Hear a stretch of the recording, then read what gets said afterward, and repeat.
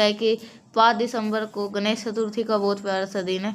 साथ ही साथ इस दिन को वो और ज़्यादा विशेष बनाता है। आज मार्गशीर्ष का गुरुवार का दिन। बहुत ज़्यादा परेशान हो किसी भी विशेष को लेकर के, वो चाहे धन को लेकर, व्यापार को लेकर, नौकरी हो, कर्जों या रोग की समस्या है, तो आप इस पूरी वीडियो के अंदर हम इस बात करेंगे। बस आपको गेहूं के कुछ दाने लेने हैं, छोटा सा उपाय करके देखिएगा, जो कि आपको पूजा गुरु जी की कथा से सुन करके बहुत अच्छी तरह से समझाऊंगा, तो ध्यान से सुनेगा।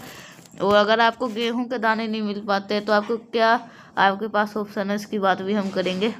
सबसे पहले हम समझेंगे कि गेहूं के दाने क्यों लेने हैं, क्योंकि वर्ध चतुर्थी का जो ऐसा दिन होता है ना, इस दिन हमें अनाज के दाने का बहुत ज़्यादा महत्व है। तो अनाज के दाने का सबसे बड़ा महत्व होता है वो है गेहूं के दाने का। अगर आपके पास में गेहूं के दाने मिल जाते हैं, ज़्यादा नहीं, बस थोड़ा सा, 1 चुटकी के आसपास में तो मिल जाते हैं तो बहुत अच्छी बात है। अगर नहीं मिल पाते हैं तो आप अनाज में कुछ भी ले सकते हो, मूंग ले लो या आप ज्वार ले सकते हो, जो भी जो अनाज में आती है आप किसी को भी ले लो। लेने के बाद में हमें ज़रूरत पड़ेगी इस तरीके से बेलपत्र की। अब बेलपत्र क्यों लेना है? बेलपत्र भोले शंकर का सबसे प्रिय चीज़ होता है, इसलिए बेलपत्र लेना मात्र 1, इससे ज़्यादा मत लेना, जो कहीं से कटा पीटा नहीं होना चाहिए। इतने सारे चीज़ को ले लिए। अब यहाँ पे बात बहुत ध्यान से सुनेगा। अब वर्त चतुर्थी का दिन है, साथ ही साथ आज कौन सा दिन है? गुरुवार का। आपको पता होगा कि महादेव शिवलिंग के ऊपर, शिवलिंग का राइट साइड होता है, किसका होता है? भगवान गणेश का स्थान।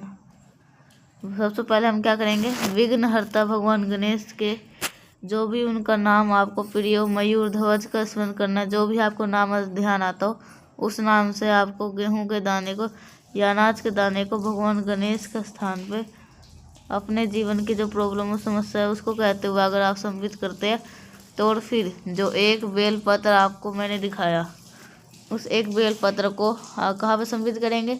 माता अशोक सुंदरी के स्थान पे। गेहूं के दाने को तो सिर्फ और सिर्फ कहाँ पे चढ़ाओगे? भगवान गणेश के स्थान पे। लेकिन जो हमारे पास बेलपत्र है उसको कहाँ पे चढ़ाएंगे? माता अशोक सुंदरी के स्थान पे। अब तरीका समझेंगे जल चढ़ाने का। जो आपके पास में तांबे के लोटे में जल है, उस जल को सबसे पहले इस बेलपत्र के ऊपर चढ़ाएंगे। बेलपत्र के ऊपर चढ़ाते ही आपको जल की धार तोड़नी नहीं है, वही जल कहाँ पे चढ़ा दोगे? महादेव शिवलिंग के ऊपर। जो बेलपत्र आपने माता अशोक सुंदरी के स्थान पर चढ़ाया है, उसी बेलपत्र के ऊपर आप जल चढ़ाना है। जब आप जल चढ़ा रहे हो तो जल चढ़ाते ही चढ़ाते जल की धार टूटने नहीं पाए और भगवान शिवलिंग के ऊपर चढ़ा दो। हम सभी को चंपेश्वर महादेव के नाम से करना है।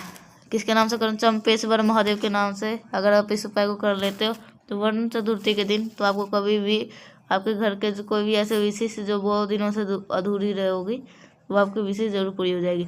करना जरूर है। तो पहला उपाय आपको हमने बात कर लिया। आगे बढ़ते हम इस वीडियो के हम दूसरे उपाय की तरफ, जो कि आपको करना है किससे? समी के पत्ते के साथ में। अगर समी के पत्ते का ये उपाय आपको सबसे पहले समझ लेते हैं, सबसे पहले समझ लो इस उपाय का बेनिफिट क्या है। अगर मान लो अगर आपके रोग मुक्ति बहुत ज़्यादा है, रोग की प्रॉब्लम बहुत ज़्यादा है और ये समस्या ख़त्म ही नहीं हो पा रही है, तो आप सभी को इस उपाय को करना होगा। इसके लिए आपको हमें जरूरत पड़ेगी समी के पत्ते। अगर आप गुरु जी के उपाय और कथा ध्यान से सुनते होंगे, समझते होंगे, तो आपको बहुत अच्छी तरह से पता होगा जो समी का पत्ते हैं वो होते हैं, वो भगवान गणेश को ज़्यादा प्रिय है। और कौन सा नाम स्मरण करना होता है? मयूर ध्वज। तो आपको इस उपाय के लिए 3 समी के पत्ते को लेना है, बहुत ज़्यादा मत लेना, सिर्फ और सिर्फ 3 समी के पत्ते लेना। और फिर गुरुवार का दिन है, इसलिए हमें क्या लेना चाहिए? पीली चीज़। और पीला चीज़ में क्या होता है? सबसे पीला चंदन। पीला चंदन अगर आपको शुद्ध नहीं मिल पाता तो आप वही पीला चंदन चढ़ा सकते हो। और अब बिल्कुल सूखा नहीं लेंगे। जो आपके पास पीला चंदन है उसको छोटी सी कटोरी में लेकर के गाढ़ा सा पेस्ट बना लीजिएगा। फिर आप तांबे का लोटा लीजिएगा, उसके अंदर जल भरेगा और जल के अंदर आपको कुछ भी नहीं डालना है। उसके बाद में सीधा पहुँच जाएंगे कहाँ पे? महादेव शिवलिंग के पास में। वहाँ पे पहुँचने के बाद ही सबसे पहले फेस रखेंगे उत्तर दिशा, नो डायरेक्शन। आपको पता होगा कि मैंने आपको फिर से बता रहा हूँ, भगवान गणेश का स्थान कहाँ पे होता है? शिवलिंग के राइट साइड पे। तो दिन किसका है? भगवान गणेश का। वरुण चतुर्थी का दिन है, तो आपके पास में जो पीला चंदन है, सबसे पहले भगवान गणेश के स्थान पे उस पीले चंदन का लेपन कर देंगे। कहाँ पे लेपन करोगे? भगवान गणेश के स्थान पे ही आपको उस पीले चंदन को लेपन करवाएंगे। लेपन करने के बाद में जो आपके पास में 3 समी के पत्ते हैं ना, उन 3 समी के पत्ते को एक एक करके आपको संपित करते जाना है। किसका स्मरण करके संपित करोगे? जो भी व्यक्ति आपके घर में बीमार है उसका नाम और गोत्र बोल करके भगवान गणेश का एक नाम है मयूर ध्वज। मयूर ध्वज के नाम से आपको उन 3 के 3 बेलपत्र को एक एक करके संपित करने हैं। और जो जल चढ़ाओगे उस जल को महादेव शिवलिंग के ठीक ऊपर संपित करने से अब हमारे घर में जो रोग की समस्या होती है वो सारी समस्या आपकी ख़त्म जरूर हो जाएगी। तो जो हम लोगों ने यहाँ पे 2 उपाय की बात कर, आगे बढ़ते हम इस वीडियो के हम तीसरे उपाय की तरफ, जो कि आपको करना चावल के दाने के साथ में। लेकिन क्या फ़ायदे है, कैसे करना है, इसकी बात हम तब करेंगे जब कर लोगे, जब आप सभी लोग कर लेंगे वीडियो को लाइक। जिसने अभी तक चैनल को सब्सक्राइब नहीं किया है तो करिएगा, चैनल को ज़रूर से सब्सक्राइब। बात करते हैं इस उपाय की। स्क्रीन पर आप सभी को दिख रहा है चावल के दाने। अब अगर आप चावल के दाने कुछ दिखाई दे रहा हो तो ये उपाय किसके लिए? लड़ाई झगड़े के लिए। अगर आपके घर में हर छोटी बात के लिए क्लेश होता है, लड़ाई होती है, झगड़े होते हैं, तो आप बहुत ज़्यादा टेंशन में रहते हो, बहुत ज़्यादा परेशान में रहते हो, तो आप सभी को ये उपाय करना है। तो इसके लिए आपको लेना होगा चावल के दाने। कितने? 7 चावल के दाने, थोड़ा सा गिन लीजिएगा। और वो चावल का दाना कहीं से भी खंडित ना हो, टूटा हुआ ना हो। चावल के 7 दाने लेने के बाद आपको 2 बेलपत्र लेनी है। बेलपत्र क्या हो? कहीं से कटी पीटी ना हो, बहुत प्यार से सुंदर सी हो। बेलपत्र 2 चावल के दाने के साथ में महादेव शिवलिंग के पास में पहुंच जाएंगे।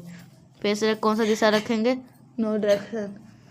जो आपके पास में 7 चावल के दाने हैं, पहले गुरु जी की कथा चल रही है, आपको याद होगा। कौन सी कथा है? हाटकेश्वर महादेव के नाम से। तो वही नाम ले, हट को दूर करने के लिए किसका नाम ले रहा है? हाटकेश्वर महादेव। जो वही 7 चावल के दाने हैं, क्या करना है आपको? वही माता सुंदरी के स्थान पर आपको संपित करना है हाटकेश्वर महादेव के नाम से। क्या चढ़ा दिए? चावल के दाने।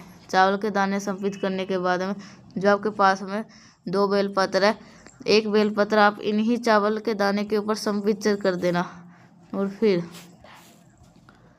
अभी दूसरा बेलपत्र कहीं नहीं चढ़ाएंगे। जो पहला बेलपत्र चढ़ाना चावल के दाने के ऊपर चढ़ाया है, जल को कहाँ पे चढ़ाओगे? महादेव शिवलिंग के ऊपर। जब जब जल चढ़ा दोगे तो अपनी प्रार्थना को कह दो। उसके बाद आपके पास में एक बेलपत्र है, उस बेलपत्र को यहीं पे एकदम ऊपर आपको संपित करना है। और जब जल चढ़ाने के बाद में बेलपत्र महादेव शिवलिंग के ऊपर संपित करोगे तो भोले शंकर से यही प्रार्थना करेंगे, हे शंभु भोलेनाथ, हमारे घर में इंसान है जो बहुत ज़्यादा गुस्सा करता, क्रोध करता, क्लेश करता है, तो आप इसको दिमाग को ठीक करिए, हमारे घर में सुख शांति समृद्धि को प्रदान करे। तो कुछ तरीके इस तरीके से प्रदान करे, महादेव शिवलिंग के ऊपर चढ़ा देना कुछ इस प्रकार से बेलपत्र।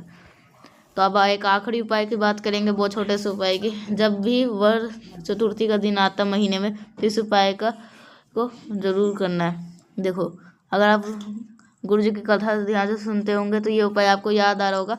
हमेशा जो भगवान गणेश होते हैं उनको 2 चीज़ जो ज़्यादा प्रिय होता है। एक तो उन्हें होती है क्या? मूंग के दाने। दूसरा उनको प्रिय होता है समी का पत्ता।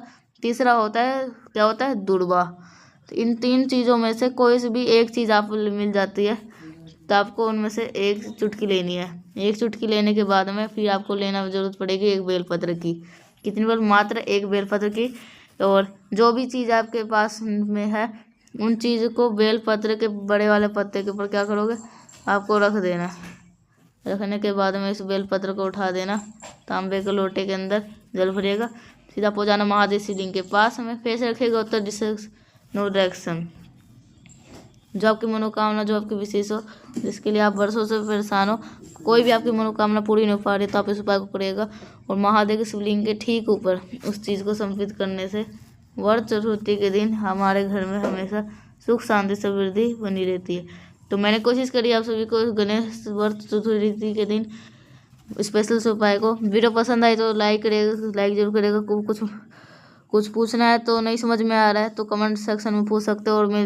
और आवाज़ मेरी पहली बार सुन रहे हैं तो चैनल को जरूर सब्सक्राइब करिएगा। तो मिलते हैं नेक्स्ट उपाय के साथ, तब तक के लिए श्री शिवाय नमस्तुभ्यम।